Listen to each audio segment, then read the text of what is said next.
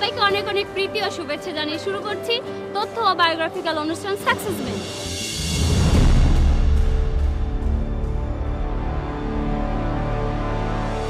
আমাদের এই দেশ বাংলাদেশ, এখানে বসবাস করে নানা ধর্মের, নানা বর্ণের ও নানান পেশার মানুষ। বাংলাদেশে প্রায় 16 কোটি মানুষের বসবাস। এদের ভিতরে সবাই সফল নয়, কেবলমাত্র তারাই সফলতার চূড়ায় পৌঁছেছেন যারা কঠোর পরিশ্রম করেছেন। আর সেই সব মানুষের জীবনী নিয়ে আমাদের এই অনুষ্ঠান সাকসেসমেন্ট।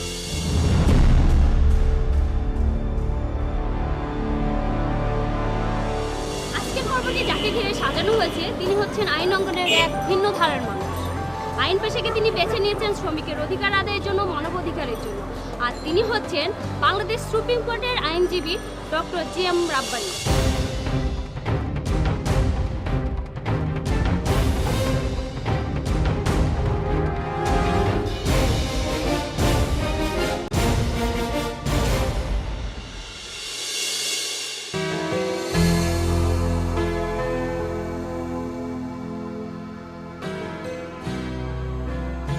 নয়ন বাঙালি চৌদ্দগ্রাম উপজেলার ফাল্গুনকড়া গ্রামের এক সম্ভ্রান্ত মুসলিম পরিবারে জন্মগ্রহণ করেন। পিতা মারহুম একরামুল হক সাহেব একজন সরকারি কর্মকর্তা ছিলেন। তিনি হক সাহেব হিসেবে মিরপুর পল্লবীতে সকল মতাদর্শের মানুষের কাছে একজন আদর্শ মানুষ হিসেবে পরিচিতি অর্জন করেন। তার মা বেগম মেহরুন্নেসা হক একজন মহিষী নারী এবং সমাজসেবক হিসেবে ব্যাপক জনপ্রিয়তা অর্জন করেন। তাই তিনি ওই এলাকায় এক সময় জনপ্রতিনিধিও নির্বাচিত হয়েছিলেন। নয়ন বাঙালি ঢাকা বিশ্ববিদ্যালয় থেকে গ্র্যাজুয়েশন শেষ করে লন্ডনে বার অ্যাট ল করতে চলে যান, কিন্তু পিতার মৃত্যুতে আবার দেশে ফিরে এসে ঢাকা বিশ্ববিদ্যালয় থেকে সমাজ কল্যাণে MSS পরীক্ষায় প্রথম শ্রেণীতে প্রথম স্থান অধিকার করেন। তারপর ল পাস করে সরাসরি আইন পেশায় চলে আসেন। 2002 সালে বার কাউন্সিলে এনরোলমেন্ট পান এবং নিয়মিতভাবে সাধারণ ও বঞ্চিত মানুষের আইনগত সেবা প্রদান করেন। বর্তমানে ঢাকা বিশ্ববিদ্যালয় থেকে ভিক্টিমোলজিতে স্পেশালাইজড হওয়ার জন্য গবেষণা কার্যক্রম চালিয়ে যাচ্ছেন। দর্শক, এতক্ষণ আমরা দেখে নিলাম বাংলাদেশ সুপ্রিম কোর্টের আইনজীবী ও সমাজকর্ম গবেষক জিএম রাব্বানী স্যারের উপর একটি তথ্যচিত্র। চলুন দর্শক, এখন আমরা সরাসরি স্যারের সাথে কথা বলি। স্যার, আসসালামু আলাইকুম। ওয়ালাইকুম আসসালাম। স্যার কেমন আছেন? হ্যাঁ, ভালো আছি। আপনি ভালো আছেন? জি, আমি ভালো আছি। স্যার, আপনি শৈশবের জীবন কোথায় কাটিয়েছেন?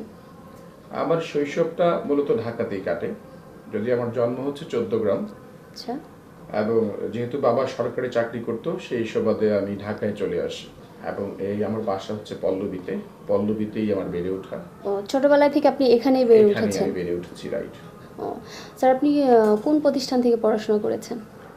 আমি মূলত যে শৈশবের তো স্কুল, প্রাথমিক স্কুল ছিল, সেটা হচ্ছে আমার মা যে স্কুলের শিক্ষকতা করতো। আমার মা ওনার একটি স্কুল ছিল, স্কুলটির নাম হচ্ছে জান্নাত একাডেমি। ওই স্কুলটিতেই আমার পড়াশোনার প্রথম হাতেখড়ি। পরবর্তীতে আমি আদমজী ক্যান্টনমেন্ট কলেজে ভর্তি হই, কিন্তু বিষয়টা হচ্ছে আমি এসএসসি পরীক্ষাটা আমার মায়ের কারণেই, যেহেতু ওটার স্কুল জান্নাত একাডেমি এবং প্রথম একটা গ্রুপ এই স্কুল থেকে পরীক্ষা দিবে, সে কারণে আমি এই 1987 সালে আমি প্রথম এই জান্নাত একাডেমি স্কুলেই আমি এসএসসি পরীক্ষা দিই এবং এসএসসি পরীক্ষা দিয়ে আমি স্কুলের প্রথম বিভাগে পাশ করি।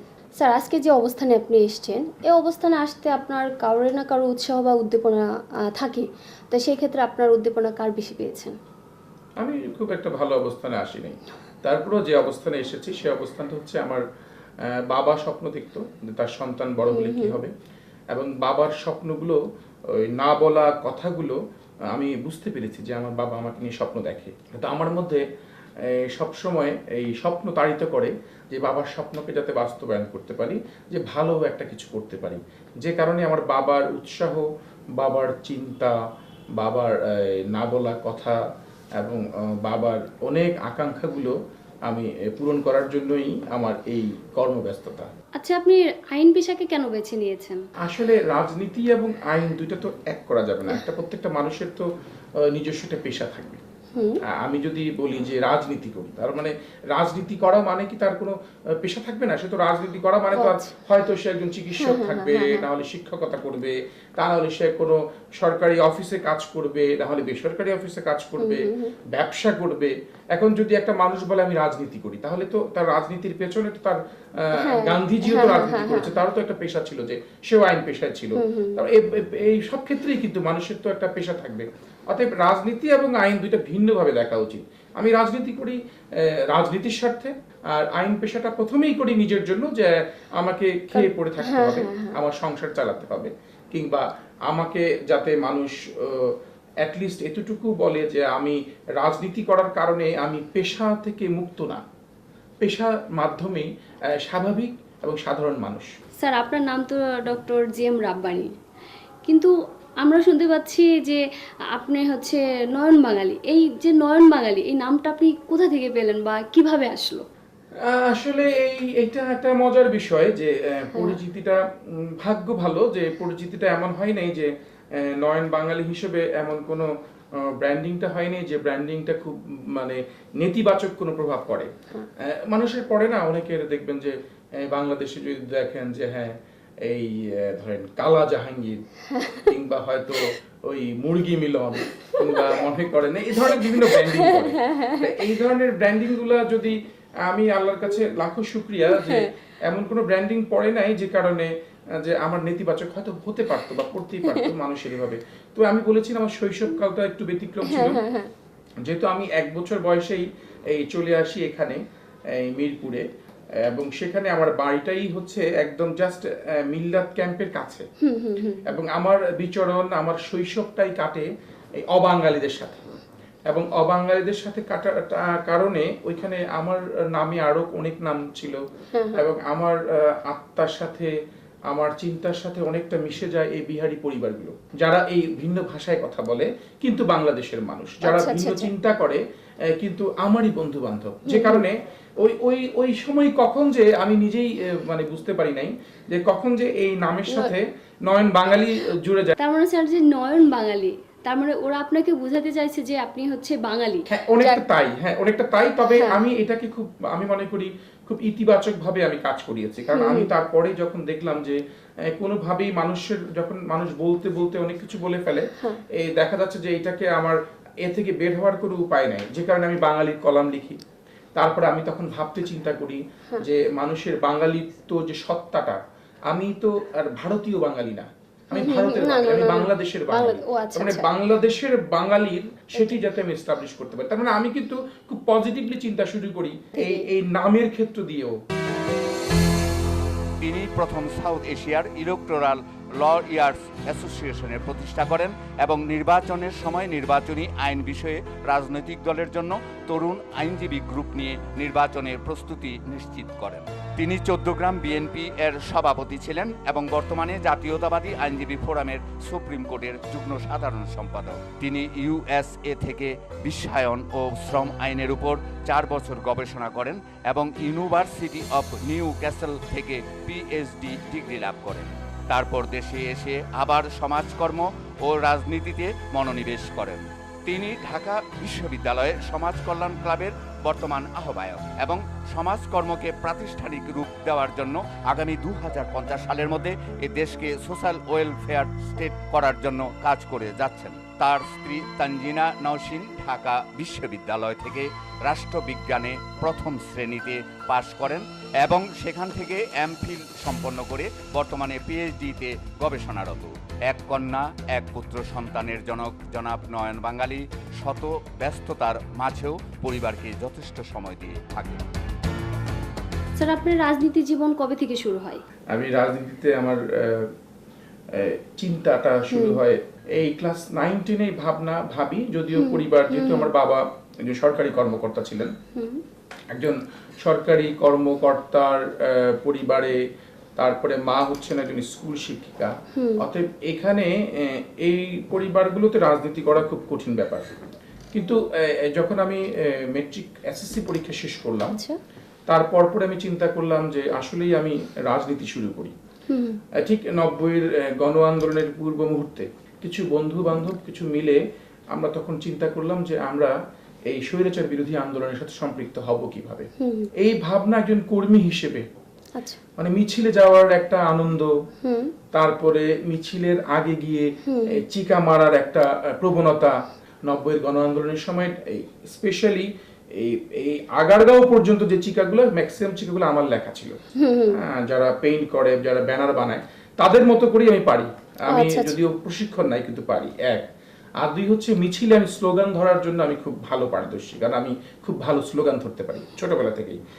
এইগুলা করতে করতে গিয়ে 90-এর গণ আন্দোলনের আমি খুব এই মুভমেন্টটা খুব কাছে থেকে দেখি, এবং এই সক্রিয় কর্মী হিসেবে কাজ করাটাই হচ্ছে আমার রাজনীতির প্রথম মানে হাতে খড়ি, নিজের মাধ্যমেই নিজে এবং সূচনা।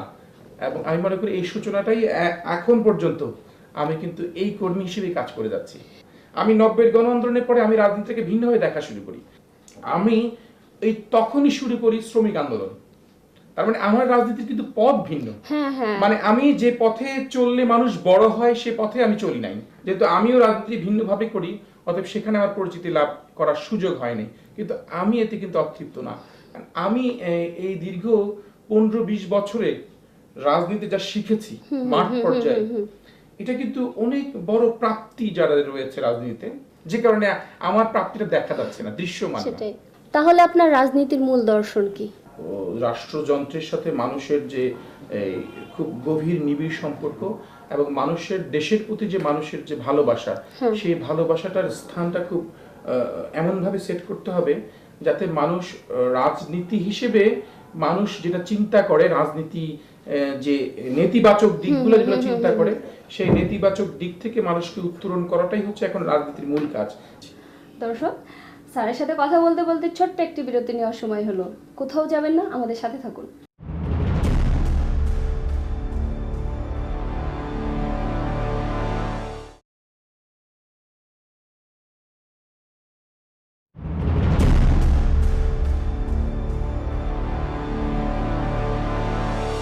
বিরতির পর আর একবার শুভেচ্ছা সাকসেস ম্যান অনুষ্ঠান থেকে। আমাদের সাথে আছেন বাংলাদেশ সুপ্রিম কোর্টের আইনজীবী ডক্টর জি.এম. রাব্বানী স্যার। চলুন দর্শক, আবার আমরা স্যারের সাথে কথা বলি। আপনি কোন বিষয়টি নিয়ে বেশি ভাবেন?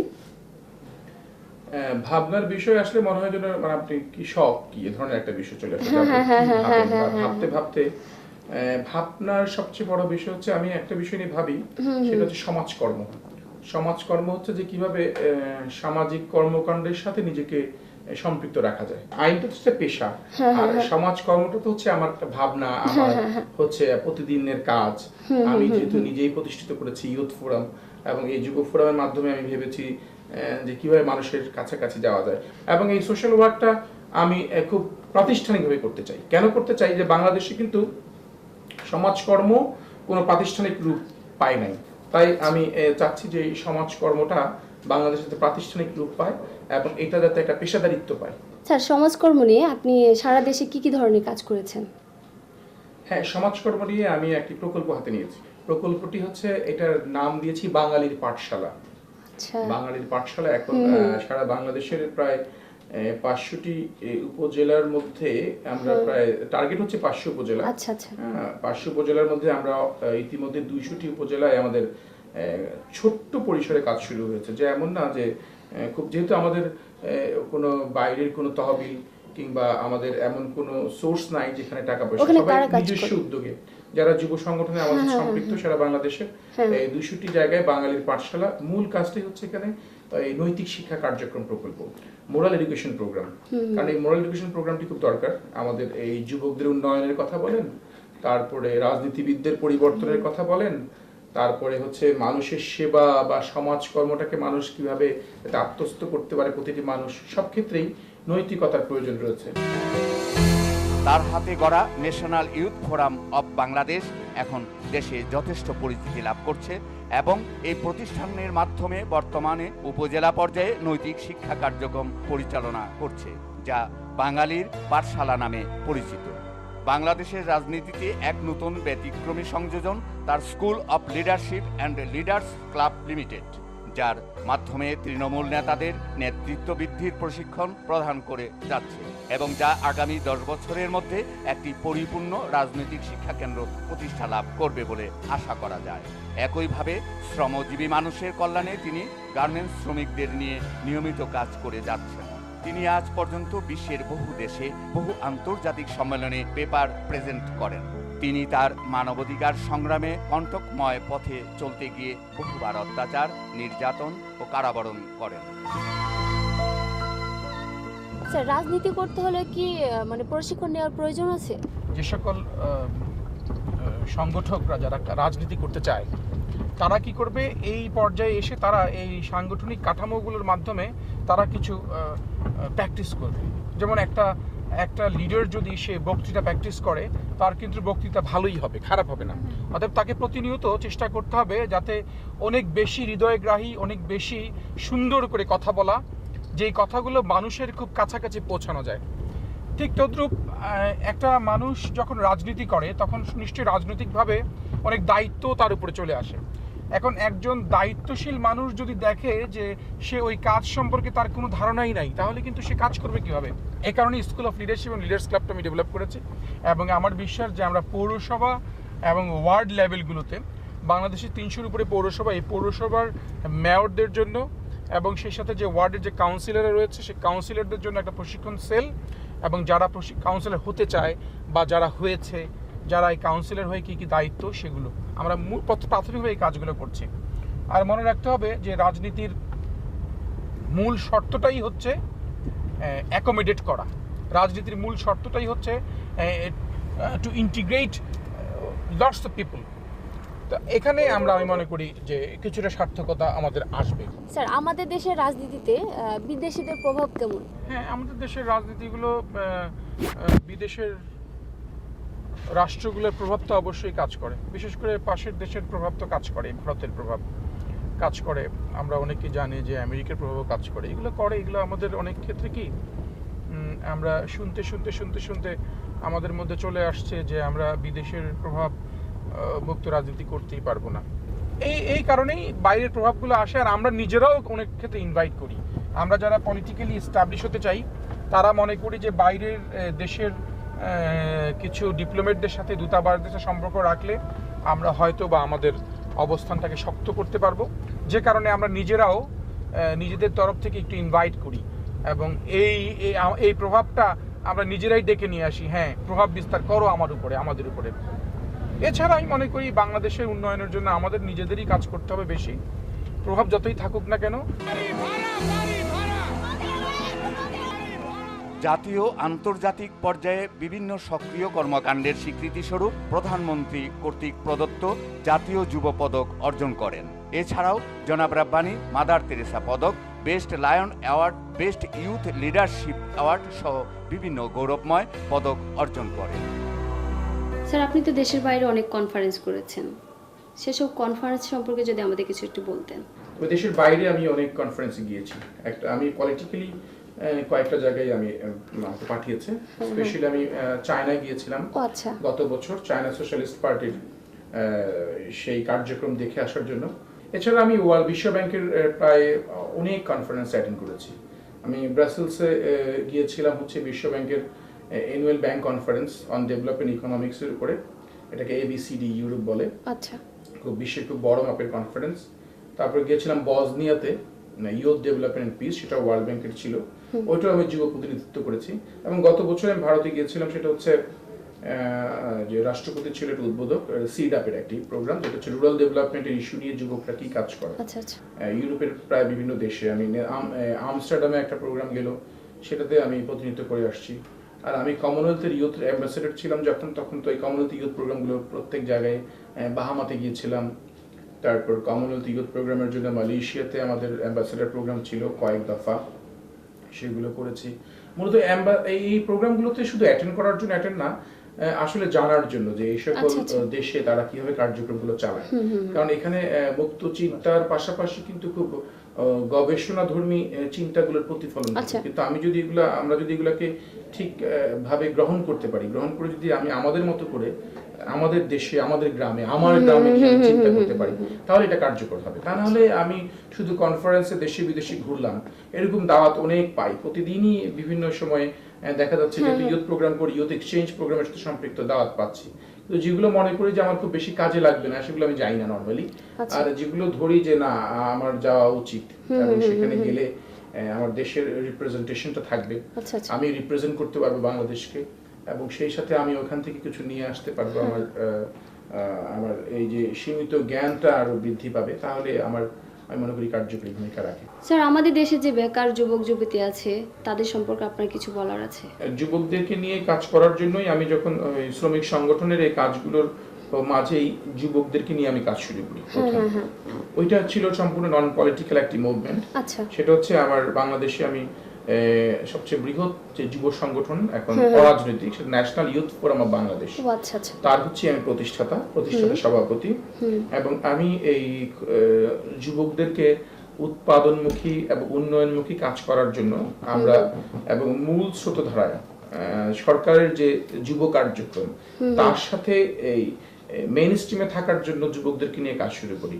যে কারণে বাংলাদেশের যুবকরা কিন্তু আমরা দেখতে পাই যে অনেকটা আবেগের কারণে হতাশ।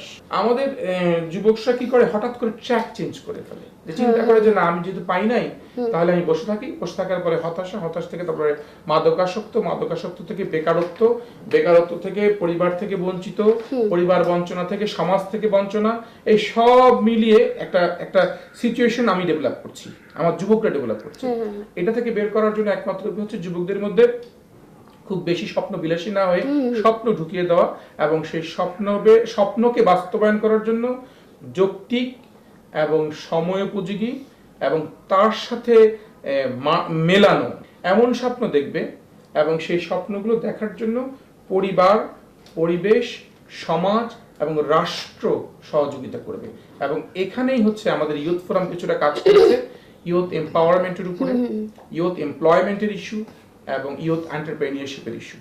অতএব এই আমরা যুব উদ্যোক্তা সৃষ্টি করা, তারপরে হচ্ছে যুবকদেরকে যাতে লিডারশিপ ডেভেলপ করতে পারে, নেতৃত্ব বৃদ্ধি করতে পারে, এবং যে কারণে যুবকদের কর্মসংস্থান সৃষ্টি করতে পারে সেটা সৃষ্টি করা, এবং সর্বোপরি যুবকদের মাঝে একটা উন্নয়নমুখী চেতনা তৈরি করা, যে চেতনায় সে বড় হবে শুধু নিজের জন্য না, সে বড় হবে তার সমাজের জন্য, সে বড় হবে তার পরিবারের জন্য, সে বড় হবে সামগ্রিক মানুষকে বড় করার জন্য। এবং আমার বিশ্বাস যে প্রত্যেকটি যুবকই অনেক বড় হবে যদি সে সবাইকে নিয়ে ভাবে। স্যার, আপনার গুরুত্বপূর্ণ সময়টা আমাদের দেওয়ার জন্য আপনাকে অসংখ্য ধন্যবাদ। আপনাকে অনেক ধন্যবাদ, আপনি অনেক সময় দিয়েছেন, এবং আপনার মাধ্যমে আজকে যারা শুনছে যে সকল দর্শক, সকলকে ধন্যবাদ। দর্শক, কথা বলতে বলতে অনুষ্ঠানে একদম শেষ প্রান্তে চলে এসেছি। আবার দেখা হবে একই সময় একই চ্যানেলে নতুন কোনো সাকসেসম্যানকে নিয়ে। সেই পর্যন্ত ভালো থাকুন, সুস্থ থাকুন, আল্লাহ হাফেজ।